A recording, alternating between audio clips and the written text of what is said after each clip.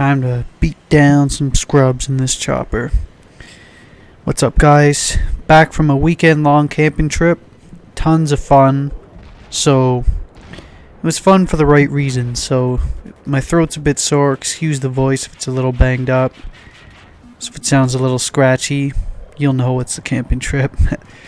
Before I left, you guys asked for lots more chopper footage. I have a lot of it. I have a lot of it to show you. This one here is a full match with my buddy Daniel. Fantastic gunner. He's with me in this. This is why we stay alive. Another part of the reason is because these guys weren't that great, let's face it. Any good team would have had multiple soft limbs. They only had one the whole match. I make a couple mistakes in this one, but hey, no one's perfect. I thought this match would be quite entertaining, so I'm going to be posting it. In the future, I'm going to be giving you guys, very near future, I'm going to be giving you guys a chopper strategies, dogfight strategies sort of tutorial video that I'm almost done working on. So if you're looking forward to more chopper footage, you can look forward to that. If you want to see full-length gameplays, I have a lot of those. The only problem with those is that a lot of people rage quit. Like in the middle of this video, you'll see it slowed down a little bit because a lot of people rage quit. So that's a problem I have giving with full-length videos. If you guys wanted to see those, like level cap ones, I don't have a ton of those that can last 8 minutes because a lot of people rage quit and then it's just me flying around the whole match. So we'll see how it goes. But here's your first mistake. Didn't even see that tank get rocked. That's fun though. Let's go for round 2. Basically, my loadout for this, if you want to know real quick, is I always use air radar, ECM jam, and heat seekers because the third tier is only heat seekers. There's that soft limb in the background. Daniel almost always uses proximity scan, guided missile, and I can't remember what the other one was. But basically, we emphasize looking and finding the enemy. Thermal optics would help light him up a little bit, but it wouldn't really be that effective. Oh, he uses flares too. You have to use flares. Getting away from that jet there, as you see. I'll give you guys, in that tutorial video, I'll give you guys all sorts of strategies for avoiding jets. All sorts of other strategies too. First strategy here is to take out that soft limb. And as you could tell if you hear it, listen in the background. Here in the background, that's why you use ECM jam. You use ECM jam because even if you deploy it late, it's sort of... I've been hit after I've deployed it late by laser guided weapons, but at the same time, you have to have ECM jam to prevent them. We've destroyed that soft limb, so now it's time to flank. And yes, you can flank in a chopper. They won't really see you coming until it's too late. Look at these guys on the hill. They didn't see me coming because I flew low. And as you see, my style of flying is a bit different than a lot of people's. A lot of people tend to sort of hover in a same sort of predictable circle pattern, and that's fine as long as you don't get hit by a tank or an RPG. You can rain a lot of hell because they don't really have a chance to brace for you. But that's why I don't do that. I like flying in a sort of unpredictable pattern, and the second I get a lock, I retreat and make sure that my ECM jam, and hopefully in this case Daniel's flares, get a chance to regenerate before I go back into the action. And that's key. A lot of people rush into things. A lot of people won't wait for their defensive equipment to recover, and that's a bit of a problem. If you don't wait for it to recover, you're a sitting duck. The other thing, me and Daniel, is we play a lot together in choppers.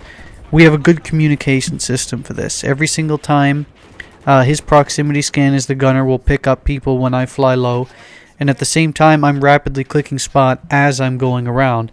So basically anything gets picked up.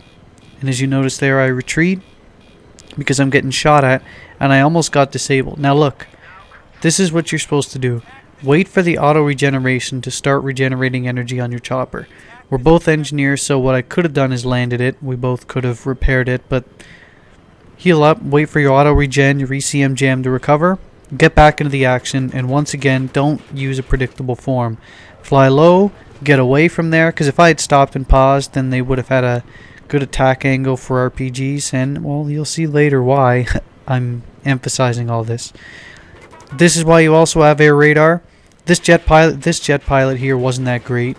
he wasn't really paying that much attention. That's why we were able to rain as much hell as we were able to do. But the key thing is air radar lets you know where the jets are, and against good jet pilots that's vital.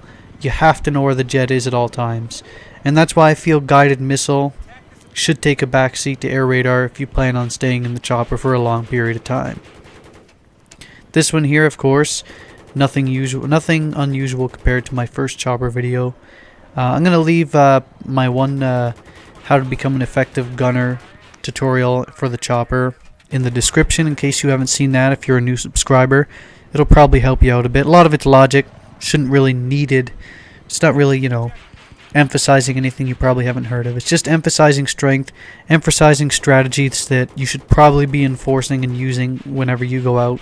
Again, there will be probably minor differences with depending on the player, and that's fine. That's the beautiful part of Battlefield 3. It's that anything can be different, as long as you're effective using all sorts of different strategies, sharing your strategies with people, and hopefully trying to incorporate them into your own, or seeing what does and what doesn't work for you.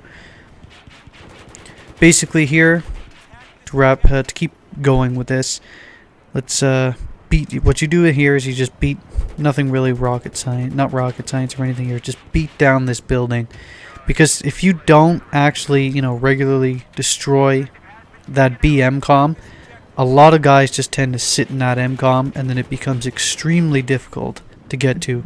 So just bombard the hell out of that building, keep it suppressed. Your gunner will take care of the people that try to camp near that MCOM, and let your teammates do the work. They didn't set up any SOFMs here, not many even tried to take us out of the air at this point, because a lot of guys rage quit. They wanted no part in this match anymore. See? Lock, retreat. Now, they took the MCOM, so what's your next strategy? Flank. There's a SOFM set up. Daniel was telling me there's a SOFM set up at where B would be if this was Conquest. So I figured instead of trying to destroy it, screw it. Let's go around it. Let's not mess with it at all. And this is what we did. This was fast. Of course, like I said in my other one chopper video, take down all the walls, create more access points for your teammates to get in and try and wreak havoc arming MCOMs. The other thing is a lot of their spawns spawn where that tank is, in the very back left corner of the direction I'm facing here. We just circle around, take out these tanks, open up the front door, open up the floodgates. Now everyone gets in. Take out. As you'll see in a minute, I'm gonna take out this front wall. Everyone will open the floodgates in here. Take out this side wall here in a second. And now every single MCOM has several different routes to go. There's nowhere they can hide. There's pretty much nothing they can do besides camp.